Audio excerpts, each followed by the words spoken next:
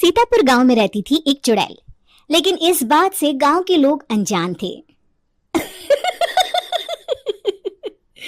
जब तक पूरे गांव की एक एक औरत के गहने मेरे पास नहीं आ जाते, मैं इस गांव को छोड़कर नहीं जाऊंगी, चाहे इसके लिए मुझे लोगों को गायब भी क्यों ना करना पड़े। दूसरी तरफ गांव की औरतें बात कर रही थी। अरे सुन रही हो, ये देखो, मैंने कल ही नया हार बनवाया है सोने का, कैसा लग रहा है? बहुत ही अच्छा। अच्छा है ना, पहले तुम पहनो, फिर शादी में अपनी होने वाली बहू को दे देना। और क्या, सोने चांदी का यही तो फायदा है, जितना पुराना उतना महंगा। लेकिन एक एक पैसा बचाकर ये लेना सच में बहुत मुश्किल हो रहा था मेरे लिए। तभी वहां पहली का पति आ जाता है। गांव में एक औरत के घर के सोने के सारे गहने चोरी हो गए। लोग बातें बना रहे कि गांव में कोई चोर घुस आया है जो घर की कोई चीज को हाथ नहीं लगाता, पर सिर्फ सोने के गहनों को ही चुराता है। अब तुम ना अपने ये गहने संभाल कर रखना। हे भगवान, ये क्या बोल रहे हैं? ये तो वही बात हो गई कि गांव बसाने ही और लुटेरे पहले आ गए। दूसरी तरफ गांव के ही एक घर में रंजना रहती थी। उसके पति का गांव में चाउमीन का ठेला था। एक दिन उसके घर में एक औरत आती है। अरे रंजना, तू गांव में नहीं है तो सोचा तुम्हें बता दूं। गांव में बात चल रही है कि गांव में एक चोर घुस आया है जो घरों के सोने के गहने चुरा लेता है। अरे मैं तो सिर्फ ये कान की छोटी सी बाली ही सोने की पहनती हूँ, बाकी गहने तो मैंने गांव के बैंक में लाकर रखे हैं। ये क्या होता है? ना बाबा ना, हमारे गांव की औरतें तो गहने अपने पास ही रखती है। जब कहीं जाना हो तो बस अलमारी से गहने निकालो और पहन लो। दूसरी तरफ एक औरत हाथ में टोटके वाली छोटी सी गुड़िया लेकर घर में चली आती है। अरे कोई है? घर की औरत है क्या? क्या है ये गुड़िया? ये कोई ऐसी वैसी गुड़िया नहीं है, ये जादुई गुड़िया है। इसको घर की अलमारी में रखना। अगर तुम्हारे घर पर किसी की बुरी नजर होगी तो रात भर में ये पतली सी गुड़िया मोटी हो जाएगी। मैं कल आकर ये गुड़िया ले जाऊंगी और तुम्हारे घर की सारी बुरी नजर छूट जाएगी, समझी? अरे वाह, ये तो बहुत कमाल की गुड़िया है, दे दो। कितने की है एक? अरे नहीं नहीं नहीं, ये फ्री की है। मेरा काम इस पूरे गांव को बुरी नजर से दूर रखने का है। हाँ। भली औरत उसके हाथ से वो गुड़िया लेकर अलमारी में रख देती है। लेकिन अगली सुबह जब वो उस गुड़िया को देखती है तो पतली सी गुड़िया मोटी हो चुकी होती है। हे भगवान, ये क्या? किसने मेरे घर को बुरी नजर से बांध रखा था? तभी वो गुड़िया वाली भी आ जाती है। मैंने कहा था ना, घर पर बहुत ज्यादा बुरी नजर है। लाओ, ये गुड़िया मुझे दे दो। औरत वो गुड़िया उठाकर उसे दे देती है। गुड़िया हाथ में आते ही वो औरत उसे लेकर सीधे गांव के बाहर की खाली हवेली में चली जाती है और साधारण औरत से चुड़ैल बन जाती है। अरे पगली, गांव वाली इस गुड़िया के पेट में तेरे घर के सारे गहने हैं। इतना बोलकर वो गुड़िया को फाड़ देती है और सारे गहने निकाल लेती है। वहीं दूसरी तरफ, हे भगवान, मेरे घर के सारे गहने चोरी हो गए।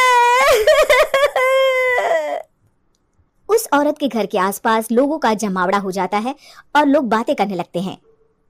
लो जी, ये भी घर गया। पता नहीं कौन चोर है जो इतनी होशियारी से गहने चुरा लेता है। कुछ समझ में नहीं आ रहा कि कौन है। लोग तो घर से कहीं जाते भी नहीं है, न ताला लगे न घर खाली हो, फिर भी रातों रात गहने चोरी हो जाते हैं। अरे हम तो कहते हैं लोगों को बारी बारी चौकीदारी करनी चाहिए, चोर को तो पूरे गांव वाले मिलकर पकड़ ही लेंगे। लोग बारी बारी घरों की चौकीदारी भी करते हैं, लेकिन चोरी होने का सिलसिला रुकता ही नहीं। फिर एक दिन रंजना के पड़ोस से भी रोने की आवाज आती है। अरे आज ही घर की बुरी नजर उतरी और आज ही सारे गहने भी चोरी हो गए। कैसी बुरी नजर? क्या हुआ था? तभी वहां उस औरत का पति भी आ जाता है जिसके घर में गहनों की चोरी हुई थी। हाँ, मेरी बीवी ने भी किसी गुड़िया को घर में बुरी नजर उतारने के लिए रखा था, लेकिन अगले दिन गहने चोरी हो गए।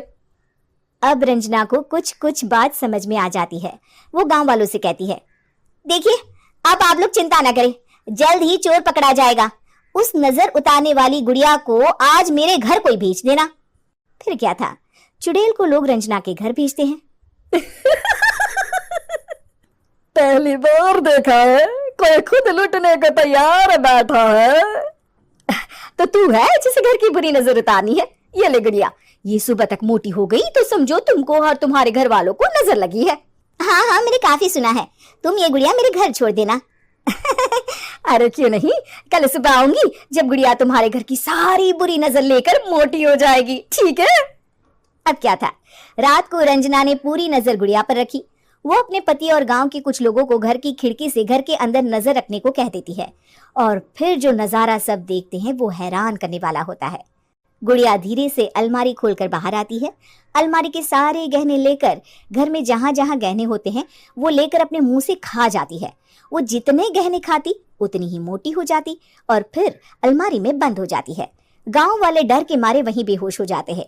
लेकिन सुबह जब वो औरत गुड़िया लेने आती है, रंजना उसका सामना करती है। ये देखो, गुड़िया कितनी मोटी हो गई है। लगता है मेरे घर में बहुत लोगों की नजर लगी है। लाला, ये गुड़िया मुझे दे दे। अरे बहुत कीमती गुड़िया है ये। तेरे घर की सारी बुरी नजर मैं गांव के बाहर वाली हवेली में फेंक आती हूँ।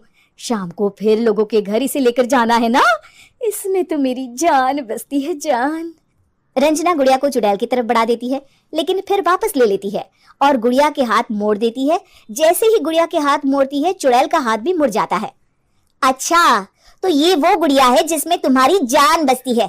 अब सुन चुड़ैल, तेरी सारी हकीकत सबके सामने आ गई है। या तो गांव वालों के गहने लौटा दे, नहीं तो मैं इस गुड़िया की गर्दन मोड़ दूंगी। चुड़ैल डर जाती है। अरे नहीं नहीं, मेरी गुड़िया दे दो, मैं सबके गहने वापस कर दूंगी।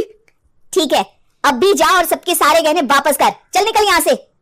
चुड़ैल सबके गहने लौटा कर रंजना के पास आती है। ला दे मेरी गुड़िया रंजना, इसके अंदर के गहने निकाल ले, लेकिन गुड़िया वापस दे दे। लेकिन रंजना जानती थी कि जैसे ही गुड़िया चुड़ैल को देगी उसकी शक्ति वापस आ जाएगी। चुड़ैल, तू तो चुड़ैल ही रहेगी, ये मैं जानती हूँ। अरे नहीं नहीं नहीं, मैं गांव छोड़कर चली जाऊंगी, किसी को परेशान नहीं करूंगी, वादा करती हूँ मैं। लेकिन रंजना उसकी एक बात नहीं सुनती और गुड़िया का सर उसके शरीर से अलग कर देती है। चुड़ैल सर अलग होते ही गायब हो जाती है। गांव वाले रंजना के साहस और बुद्धि की खूब प्रशंसा करते हैं।